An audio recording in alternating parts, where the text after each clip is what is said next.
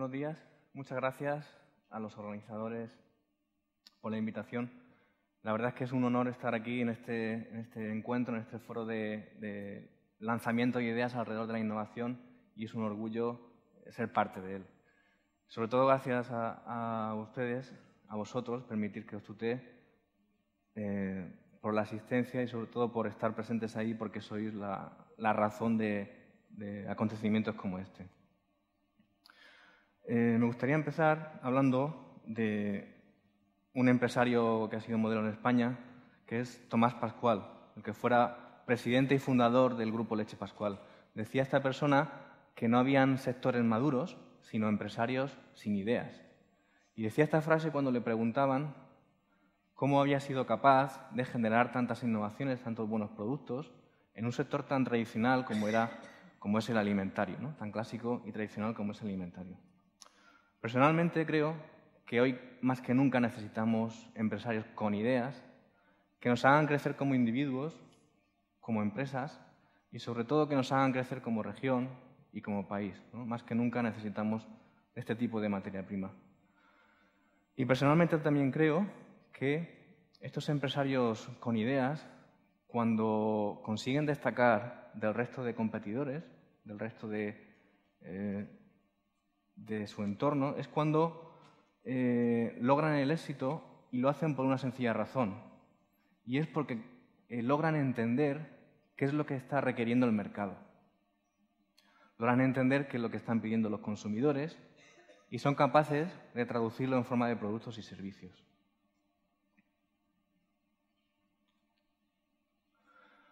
Estos empresarios que logran destacar, por supuesto, son conscientes de que la innovación es algo fundamental. Lo que ocurre es que hoy no basta con innovar, sino hay que hacerlo en compañía, como muy bien nos ha contado Juan Vicente. Esta relación entre una entidad y la audiencia pues es ya cada vez más importante para lograr innovaciones de éxito. Cada vez es más difícil lograr buenos productos, cada vez es más difícil acertar con las tendencias de los consumidores, cada vez la tecnología y los requerimientos son más complicados y, en definitiva, las empresas muchas veces se ven insuficientes de abordar por sí solas esta tarea de lanzar nuevas ideas en forma de productos y servicios al mercado. Por lo tanto, hoy hay que innovar, pero en colaboración. Lo que ocurre es que siempre en la colaboración podemos tener dos sentidos. Podemos tener el sentido de la empresa o el individuo que aporta el talento en ese momento, que aporta la idea, el conocimiento, pero también, si lo miramos desde el otro punto de vista, vamos a tener a la empresa que recibe el talento, ¿no? Yo voy a hablar de la segunda idea, de cómo las empresas pueden aportar esta vez talento a un mundo de innovación abierta, a un mundo donde la innovación cada vez es más colaborativa. Juan Vicente nos ha hablado de cómo las empresas pueden atraer el talento de los individuos. Yo voy a centrarme en el aspecto contrario. Cómo una empresa puede, digamos, entrar en la regla del juego de la innovación abierta y pasar de fabricar productos a ser partícipe de esta gran maraña de talento y ofrecer talento al resto de empresas.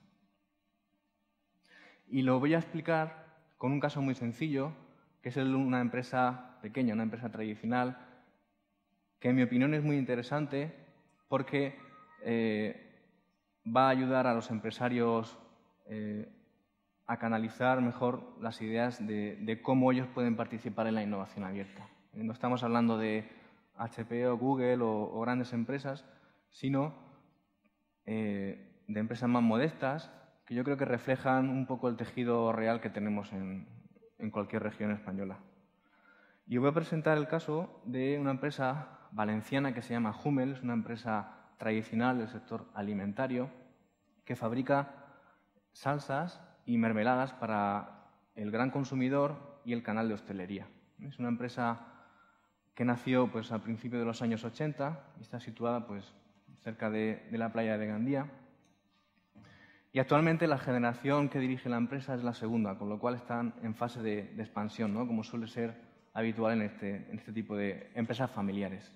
Bueno, el caso es que esta es una empresa normal como podría ser la de cualquiera de vosotros. Y hace aproximadamente unos 4 o 5 años, esta empresa contrató una persona para el departamento, digámosle, de nuevos productos, investigación, innovación, etc. Contrató la empresa a una persona que procedía de la universidad, con experiencia en investigación, con experiencia en un departamento. Entonces, esta empresa, digamos que esta persona le sirvió a la empresa como cambio, como acelerador de la innovación. Lo que ocurrió fue que a partir de ahí la empresa empezó a sacar productos al mercado. Y no pensar que el departamento de I+D eran muchas personas ni con muchos recursos, sino que era esta persona recién contratada la que empezó a hacer pruebas en el laboratorio y empezó, digamos, a materializar la idea que tenían los gerentes de nuevos productos en el mercado. Bueno, lo que ocurrió fue que al cabo de un año de recién estar esta persona en la empresa, pues sacó una gran innovación al mercado, respecto a los productos tradicionales que la empresa ofrecía, que eran pues, mermeladas de los sabores básicos, de fresa, melocotón, ciruela, etcétera, y salsas para consumo alimentario como puede ser el ketchup, la mayonesa, la salsa barbacoa, productos de este tipo que no tienen nada del otro mundo. Bueno, pues en el año 2007 aproximadamente esta empresa lanzó su gama de mermeladas, pero en un envase que había diseñado para que no goteara la mermelada, es decir, un envase antigoteo. Ya cuando estabas tú desayunando por las mañanas, te podías poner perfectamente la mermelada abriendo el bote y simplemente untando la tostada sin necesidad de mancharte demasiado, ¿no? Como con un bote tradicional que coges el cuchillo, la cuchara, etcétera, etcétera. Bueno, fue un producto interesante porque tuvo mucho éxito en el mercado y esto le sirvió de alguna manera a la empresa para animarse, ¿no? Oye, esto de la innovación funciona, ¿no? Esto parece que da sus resultados. Y entonces, pues, sigue en esa línea. Al poco tiempo, la empresa sacó su gama de mermeladas, pero en versión 10, con añadidos de fibras, sin azúcares extras, etcétera, etcétera. También en los mismos envases antigoteo que había generado. Pero en esta segunda iniciativa ya empezó a proteger la invención y pensó, bueno, voy a patentar esta mermelada, lo patentó primero en España y luego hizo lo que se llama una extensión de la patente a nivel europeo. Es decir, voy a proteger mi invención a nivel europeo. Entonces ya, en este momento la empresa ya tenía la capacidad de establecer colaboraciones con otras empresas ofreciendo este producto para que en otros territorios otras empresas similares fabricaran o produjeran este producto. Con lo cual, ya tenía la capacidad la empresa de no solo vender su producto en sus mercados tradicionales, sino conceder derechos o colaborar con otras empresas para que terceras partes pudieran fabricar sus productos. Es decir, estaba ya empezando a tener capacidades de generar innovaciones en terceros. Bueno, lo que ocurrió es que, pues al cabo de un tiempo, pues esta persona se manejaba muy bien el laboratorio, la empresa adquiría pues, más conocimiento cada vez, más experiencia. Repito, el laboratorio de I+D era esta persona y sus típicos cacharritos de laboratorio mínimo.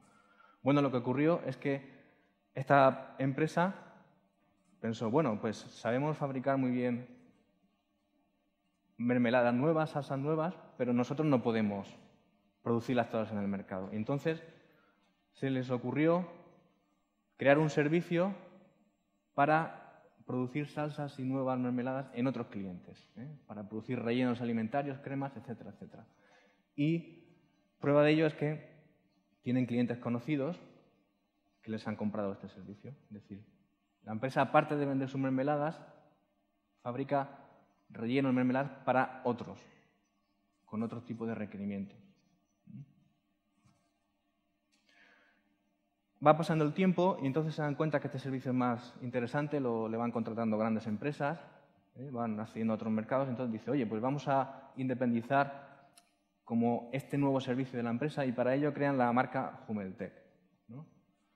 Al final es solamente una marca porque la persona de I+D es la que hace este servicio y en la que se materializa esta empresa. Pero fijaros que nuevamente tiene la capacidad de crear una unidad de negocio independiente, con lo cual desarrollar mucho más esta esta potencial innovación de producir nuevas salsas, nuevos desarrollos y, en general, I+D+I en el sector alimentario para terceros.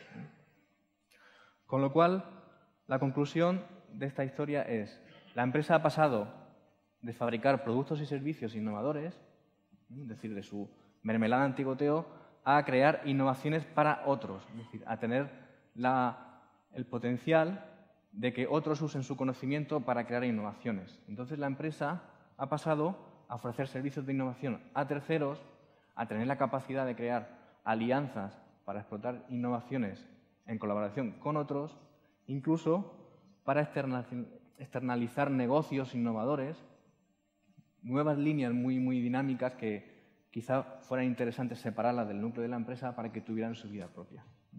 Por lo tanto, esta es una de las conclusiones que yo quiero que os queden presentes a lo largo de esta charla y que podáis luego utilizar en vuestras empresas. Es decir, mirar dentro de vuestras empresas, porque probablemente tendréis la capacidad de crear innovación en otras terceras empresas, en otras partes. Y podéis pasar de fabricar a producir innovaciones en terceros. ¿Esto qué implicaciones tiene? Pues, en primer lugar, diversificas negocio. Es decir, vas teniendo nuevos ingresos en diferentes cestas. Vas asegurándote un poco la estabilidad de la empresa. Y entras en el juego de la co-creación, de la innovación abierta, de colaborar para innovar junto a otros, de compartir conocimiento, y luego, de alguna manera, todo este conocimiento te va a volver en forma de nuevos pedidos, nuevas líneas, nuevas colaboraciones, nuevas propuestas, etc. Esto es solo el principio, que uno puede pensar, bueno, si yo comparto mi conocimiento, me lo van a copiar, etc. Es un pensamiento obsoleto. Hoy en día, el poder lo tiene quien comparte el conocimiento, no quien lo guarda. Fijaros que esta empresa se ha convertido en proveedor de conocimiento, no solo en fabricante, sino en proveedor. Y también entra dentro de lo que es un agente de transferencia de tecnología, puesto que parte de estos servicios pueden ser servicios más tecnológicos o menos, con sus particularidades. Y finalmente, la empresa accede a nuevos clientes, porque antes su cliente era el consumidor final que va a la gran superficie a comprar la mermelada, y ahora su cliente también es la empresa que produce estos productos y a la que les puede proveer de servicios. Y, lógicamente, los clientes cada vez se encuentran en más lugares del mundo, con lo cual esta empresa ha pasado a ampliar su espectro geográfico de localización de clientes. Bueno, el problema que tenemos ahora es que esto es solo la primera parte, el detectar dentro de la empresa qué capacidad yo puedo ofrecer al resto. Lo más difícil, el siguiente paso, es hacer que los consumidores logren conocer mis innovaciones o mis capacidades de innovar. Entonces, para esto tenemos que tener claro que la comunicación hoy es digital. Yo creo que con el resto de ponencias que se dieron ayer y con las que vendrán hoy, no vamos a tener absolutamente ninguna duda de que hoy hay una cantidad ingente de usuarios de Internet, prácticamente el 25% de la población del mundo. Ya aproximadamente el 5% de los usuarios de Internet están presentes en una red social llamada Facebook, o que en Reino Unido la inversión publicitaria en Internet ha pasado a superar a la que tradicionalmente se venía haciendo en los medios como televisión, prensa, etc.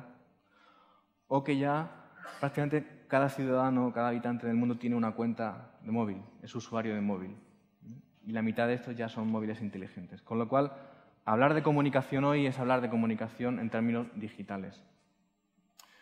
Pero lo que ocurre hoy es que muchas veces estamos perdidos en estos términos de digitales, y a mí me gustaría compartir con vosotros, digamos, una clasificación, una estratificación de cuáles son los medios digitales, y al final son como las capas de una cebolla.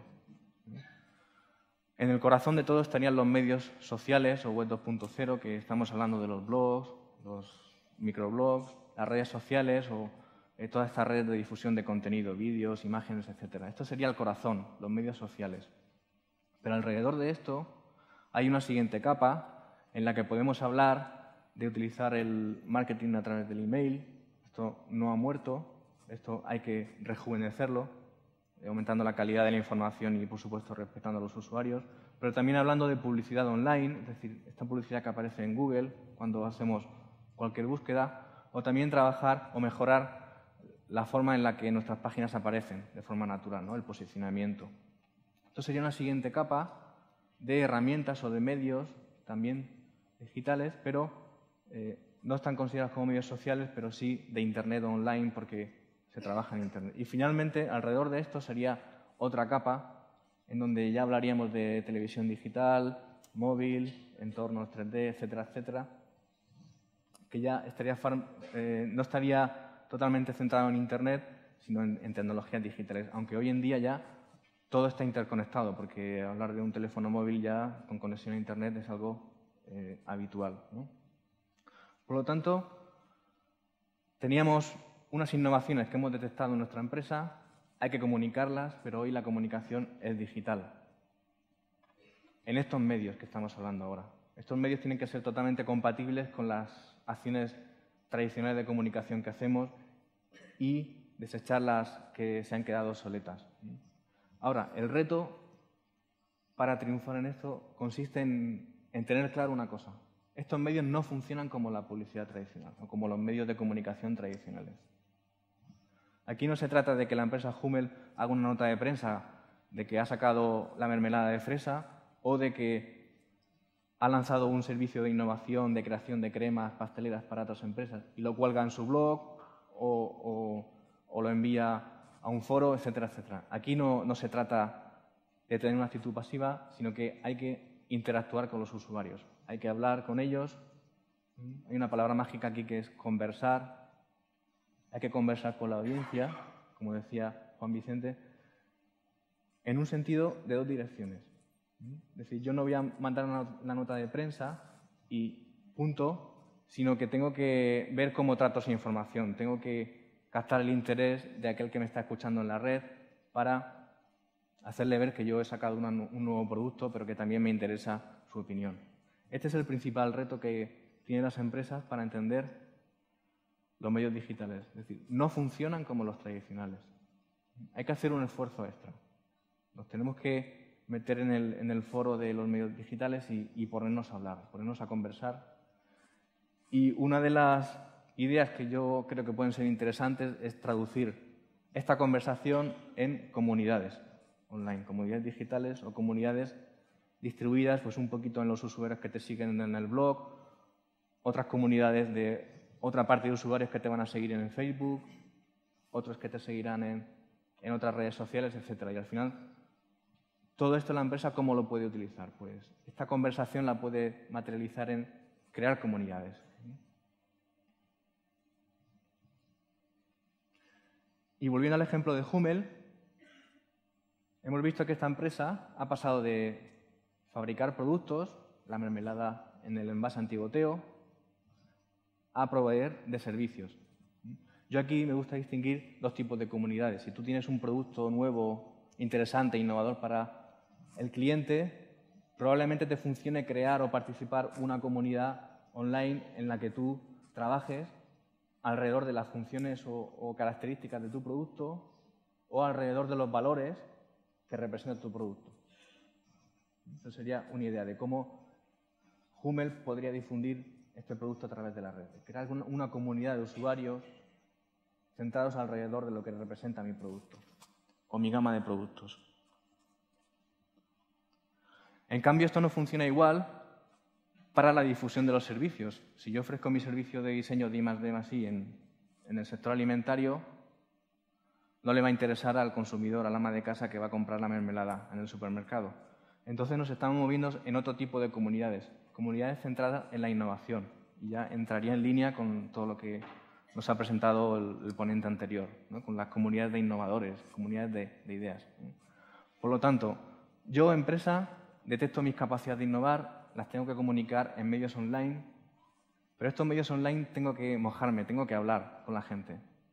¿Y cómo hablo? Pues una propuesta puede ser interesante para acercar esto a las empresas es, bueno, voy a intentar crear comunidades online. Pero aquí el secreto, la pregunta del millón es, ¿y qué digo en estas comunidades? ¿De qué hablo? Porque yo me he puesto un blog de la empresa y pues he dicho que saca la mermelada, que ha venido a visitarnos un cliente de Francia y ya está. ¿Qué escribo yo en el blog?